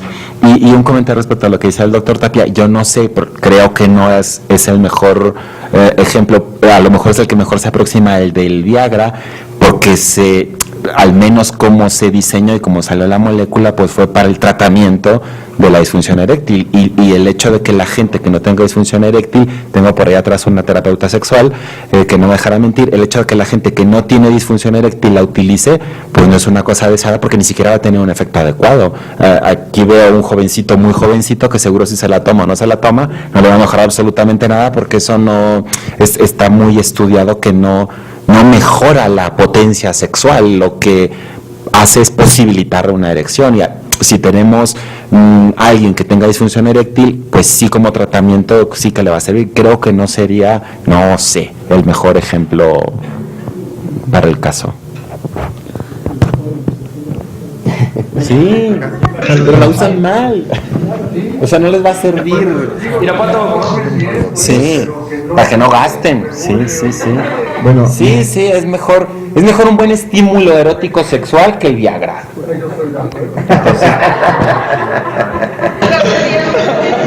Oiga, mire, la única encargada.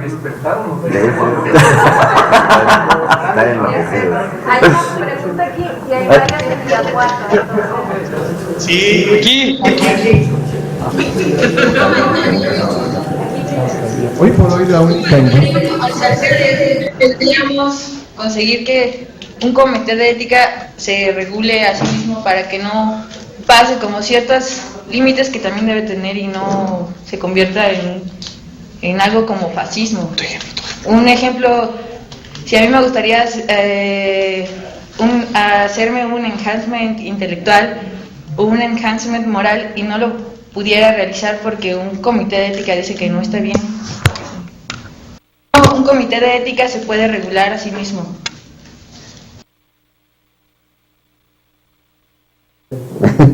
El propio comité. En efecto, regulativo. Hoy por hoy la única industria Hoy por hoy la única industria que se encarga de hacer un fármaco es la industria farmacéutica. Tarda 10 años en salir un producto. Cuando sale ese nuevo producto, a la comunidad médica no ha habido un solo producto nuevo que digan que es malo, todos son buenos. Pero quien resiste el paso del tiempo es la evidencia clínica. Hoy por hoy, ¿quién es el único encargado de prescribir un medicamento y dar orientación al paciente? El médico. El médico tiene que sopesar que es un medicamento nuevo, qué efectos secundarios tiene, beneficio, costo y de acuerdo a cada paciente. Esos son los 4 puntos que tenemos que ver. Yo te estoy recordando hace 15 años el Prozac, decía que era como igualito. ¿Y qué pasó con el Prozac? Se vino abajo. ¿Qué pasó con el sildenafil? Inicialmente era un medicamento utilizado para la presión arterial Así se diseñó el ensayo Efecto clínico. secundario, los pacientes regresaban más rápido por su medicamento antes que tuvieran su cita. Entonces el cimetril se utilizó para la disfunción eréctil y no con el fin inicial que fue investigado. Para fines prácticos, ¿a quién le corresponde determinar el beneficio? Al médico, de acuerdo a la evolución de su paciente. Una vez que él le da la información, él decide si lo acepta, porque nosotros prescribimos y tenemos que hacer vigilancia farmacológica. ¿Cuántos medicamentos hemos suspendido del uso diario porque ya no se utilizan en Estados Unidos y no lo traen para acá? La industria farmacéutica es muy tenaz y muy importante. En la comunidad médica tenemos que decir, espérate, dale 10 años después de que salió al mercado y vemos si sí funcionó o no funcionó. La industria farmacéutica nos tiene bien catalogados para decir, tú prescribes, yo a ti te estimulo para que prescribas. Te damos tarjetas, te damos descuento, llevamos al paciente, en fin, porque ellos tienen bien identificada la mercadotecnia. Para fines académicos, medicamento nuevo, déjalo que actúe y ve sus efectos secundarios.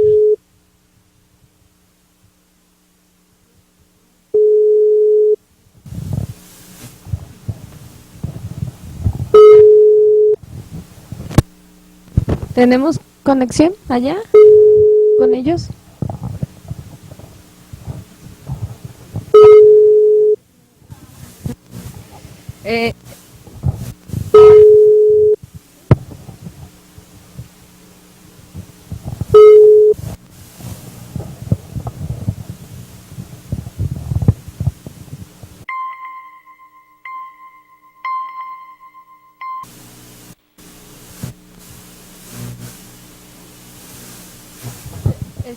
¿No van a contestar la pregunta? Ah, sí están. Ya. Antes de cerrar, pues ya regresaron. Si nos escuchan, lo que decíamos es que pues parece ser que también los comités de regulación se tienen que autorregular a sí mismos, aun cuando eso suene intuitivamente raro, porque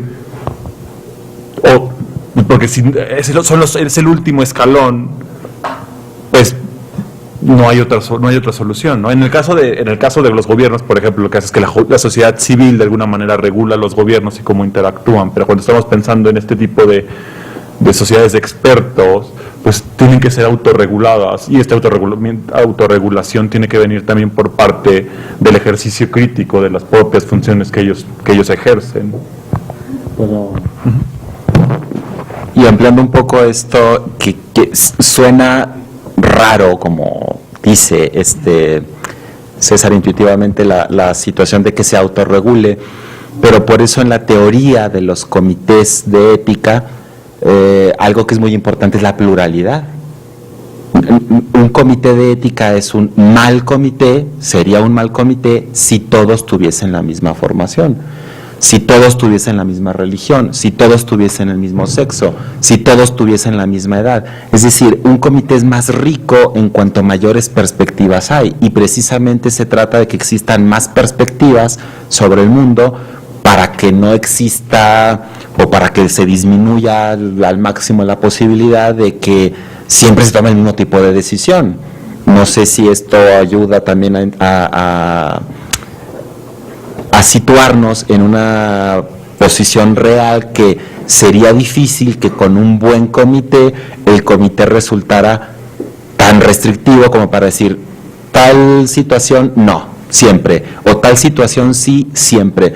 Me parece que los buenos comités lo que dejan ver en su trabajo es que verdaderamente analizan caso por caso, y en algunas situaciones se dice que sí y en algunas situaciones se dice que no, pero precisamente por esta pluralidad.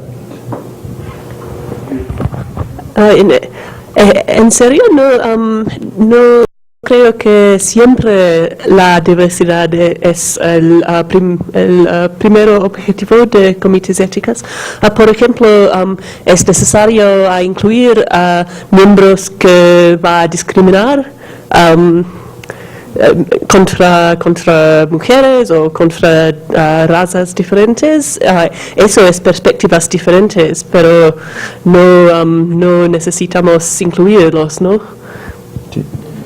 Sí, yo me refería a la diversidad un poco más en la cuestión de la formación, es decir, tener médicos, psicólogos, trabajadores sociales, el miembro LEGO. Desde luego también hay teoría, lo saben los de la mesa y algunos acá, respecto a qué formación deseable sería para el miembro del comité.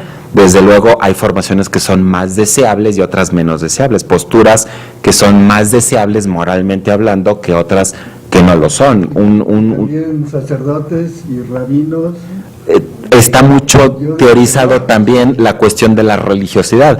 Yo creo que con lo que hay de teoría no es necesario tener siempre al cura o siempre al rabino, pero si se trata de un comité clínico y para el paciente es importante la religión, yo creo que por eso existe la figura de los consultores eventuales. Se le puede hablar al cura para que el cura hable con el paciente en esa situación, pero no que esté siempre el cura, siempre el rabino, porque si tenemos 10.000 religiones en el mundo, porque eso dice la Unión Internacional de Religiones, no vamos a tener 10.000 miembros más los del comité, es que sería una locura.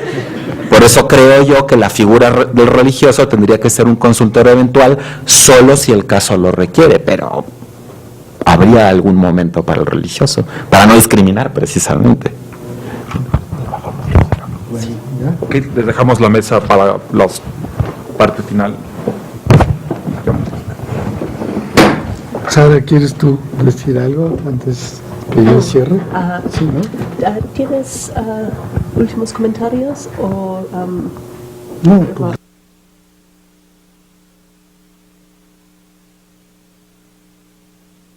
Solo quiero decir muchas gracias de nuevo a todos por participar en nuestro taller. Espero que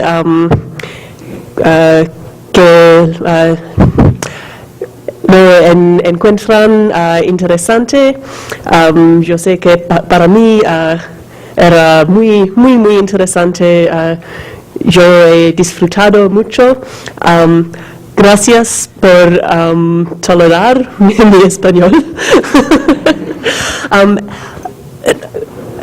Tenemos las direcciones de correos electrónicos y vamos a preguntar a los ponentes para sus presentaciones y podemos upload a una página web o en correos si quieren. Y vamos a distribuir más información en nuestro proyecto. Como hay más participantes ahora que los días anteriores, nada más a la hora de la salida, si nos regalan su nombre y su correo electrónico y una de las cosas que van a estar afuera, para que les podamos hacer llegar tanto toda esta información como la información que sigamos produciendo por nuestros convenios, se los agradeceríamos mucho y sobre todo si están interesados. Y las gentes de nuestros amigos de Irapuato, si nos pueden enviar sus correos electrónicos y sus nombres, sería importante para contar también con enviamos un correo general. Bueno, muy bien. Sí, al fin, gracias a nuestros anfitriones aquí en UNAM. Muchas gracias, profesor Tapia, para hacer posible este taller. Gracias a mis colegas y a todos vosotros. Muchas gracias.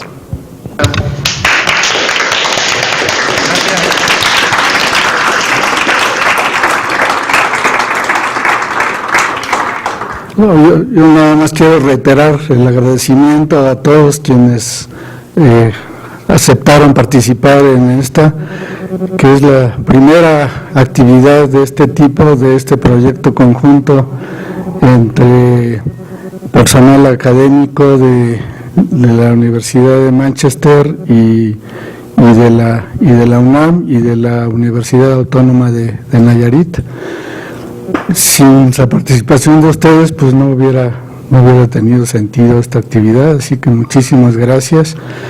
Y como digo, esta es la primera y seguramente, porque a eso nos comprometimos con este proyecto, esperamos lograr que con la participación de todos ustedes, si es que la aceptan, pues lograr influir para uno de los objetivos de este proyecto, que es precisamente el lograr que las regulaciones del uso de células troncales, y ahora ya surgieron todo esto de las drogas y en fin, todo lo que surgió ahora aquí, pues que pueda tener repercusiones en México y en Latinoamérica y hasta en el Reino Unido también, ¿no?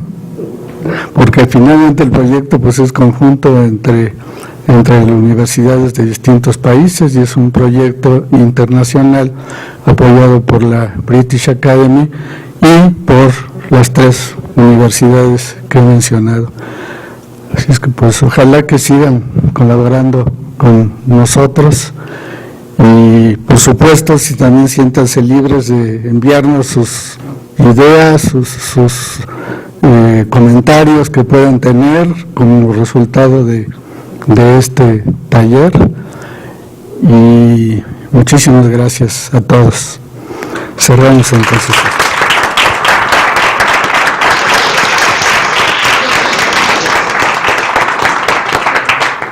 Bueno, esto es un poco romántico, pero a mí sí me gustaría que todos los participantes, si podemos pasar al estrado y aprovechar que aquí tenemos algunos de nuestros ponentes para tomarnos una foto como clausura también del taller y así despedirnos. Si quieren, claro, la participación es voluntaria, ¿eh? Buena idea. Su participación en este taller. Por favor, no dejen de hacerlo para todos y lo haremos así. Gracias.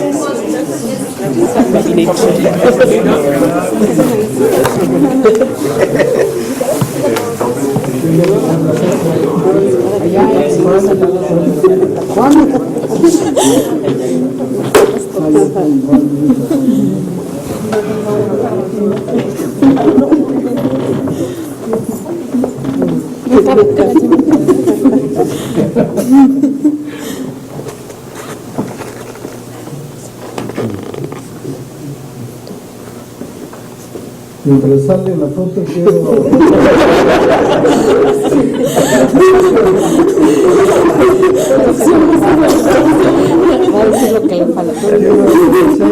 agradecer a Juan y a Ivonne, que son personal de este instituto de fisiología celular, que nos han pasado todas las proyecciones.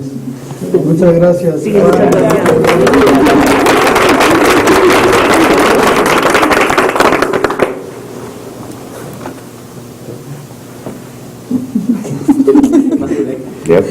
Pueden decir sexo.